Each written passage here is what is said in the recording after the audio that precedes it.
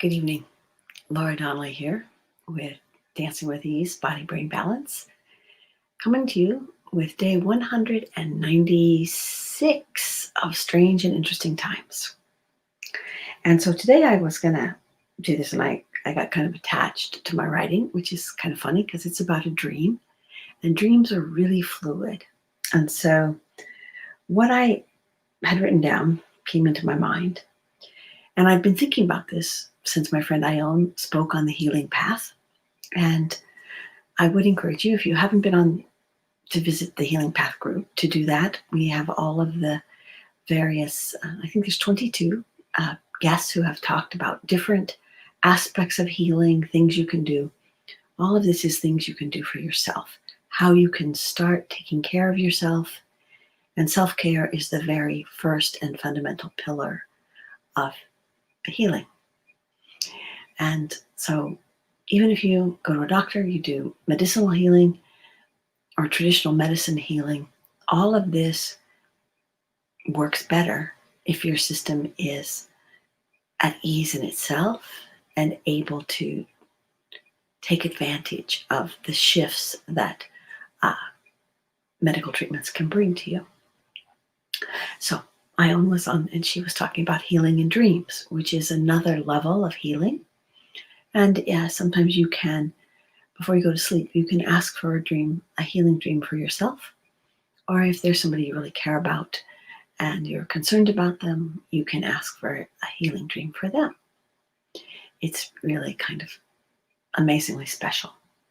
So my little thing I was thinking about is this a dream? Is this reality? Is this a dream of reality? Or is this the reality of a dream? And the important thing about dreaming and everyday life, what Ione said that we call a consensual reality. We agree that this is reality. So that we agree that glass absorbs heat and cold. And we agree that the furniture is solid. And although it's amazing and kind of science fiction-like, we agree that these little phones can connect us all over the world, that they can show video, that we can video with people clear around the world, on the other side of the world from us. And so when I was growing up, that was fantasy. That was a dream. That was Star Trek.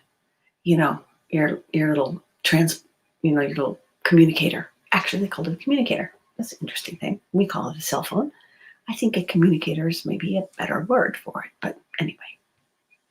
So even in my lifetime, there are things that we take for granted as part of our everyday normal reality that 20, 30, 40, 50 years ago were an unrealistic imagining of what the world might be like someday in the future. My aunt was born in 1902, and she was my great aunt, actually. She was my grandma's sister and my mom's aunt, and her name was Delta. She was a wonderful, sweet, and kind person. And she was a very important presence in my life when I was growing up. And one of the things that towards the end of her life, after she got to be over 90, one of the things she said is that 90 is no age for a lady. And it was coming to the end of the 1990s, heading into 2000. And she told me that she really wanted to live through the century mark crossing. So from 1999 to 2000. And I realized that her sister, who had been born in 1998, had lived through the first, well, not the first, but in their lifetime, she had lived through the 1899 to 1900 change. And my Aunt Delta, who was born in 1902, missed that. And so she was aiming for the one at the end of the 1900s, and she made it. she was pretty old. She's pretty frail. And in and out of, if you would go to visit her, she was there and she was not there. Her body was here and her mind was often in different places. So it depends on how you think about this, but for me, this was her transitioning from this everyday reality that we agree upon as normal to whatever she was going to go to next or be involved in next. And some of that had to do with that she would be dreaming, she'd be awake and dreaming of her past. And sometimes she'd be awake and dreaming of something else, and she would talk about people that none of the rest of us knew, but she seemed to know them. So this was also this is in my, what do I want to call it? Kind of my experiential field of thinking about things and about dreaming and about healing and about reality and the dream world. And one of the things I was reminded of when I spoke with Ione was that dreaming, a lot of times we do things in dreaming, we are creative in dreaming in ways that we are not allowing ourselves to be creative in the everyday world. And part of the reason for this is that, it seems to be no cost in the dream.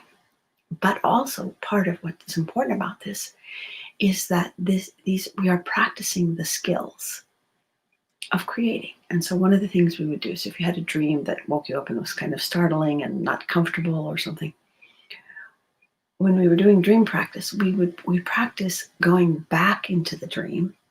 And before we went to sleep, we would think about several multiple options we could do to shift the dream. Then when you went back into the dream, you would create an alternate ending. And I realized that this is like, there's not really any do-over, right? We say there's no do-overs in life, but there is this, if this situation occurs, what are the multiple possible ways I could, like say 5 or 10 ways I could interact with the situation? And if I think of each of them as a dream, I can explore them without commitment. And I can try them on. And then in the moment of doing, I can select the one that is best. So then you're saying, really? You have time to think about all this? Well, this thinking happens fast for me. It's kind of like flashes of pictures full of meaning and ideas. It's pretty much like a dream, actually. And so I was thinking about this, and I was thinking about how everybody might practice dreaming. It's Friday. Actually, the other thing I was thinking is that by Friday, and it's kind of late, it's almost bedtime. And I'm kind of in the space of heading to dreamland. And so a couple of times I have talked about dreams on Fridays. So check it out. The other reason I was thinking that dreaming is important is that we are in this strange time where so many things that used to happen are not happening. For example, I had a group of friends I used to meet on Fridays for supper. Now there are 4 of us who still meet who are healthy and strong and not in a stressed out situation. But 2 of the people who used to come are the parents of some of the people who are still coming. And hey, Mary, it's great to see you. And they aren't coming. And actually and truly, I haven't seen them for, I haven't seen them for 196 days. It was a long time. More than 6 months. Probably more than 7 months. And we were saying goodbye tonight after supper. And I said, well, tell your parents we said hello and thinking about them. And hopefully sometime in the future, we will be able to see them again and have a good time at dinner. And they said, yeah, maybe. So nobody really knows. And so part of dreaming is to help ourselves create the reality the everyday reality that we want to live in. Not unrealistic dreaming, right? But organizing our energy and our focus so that we are creating from a place of playfulness and joy and not a place of fear. Because creating from fear, see this fear? My body. See, how can I make anything really good from that place of fear? So if I scan for ease and I think, how can I joyfully create? This just opens up different kinds of doors. So as we go through these COVID times, and as we are in day 196 of these strange and interesting times, I wanted to acknowledge that lots of things that were easy before are hard now. And the hard things are harder. So if you're struggling with this and struggling to deal with this, I would like to help. I can help you get back on track, get your energy focused in a way that supports you and helps you support the people you love. So I'll put my email in the comments, because not the comments, but up in the top, because I really like that dream thing, and I think I'm probably going to be playing with that for a little bit of time.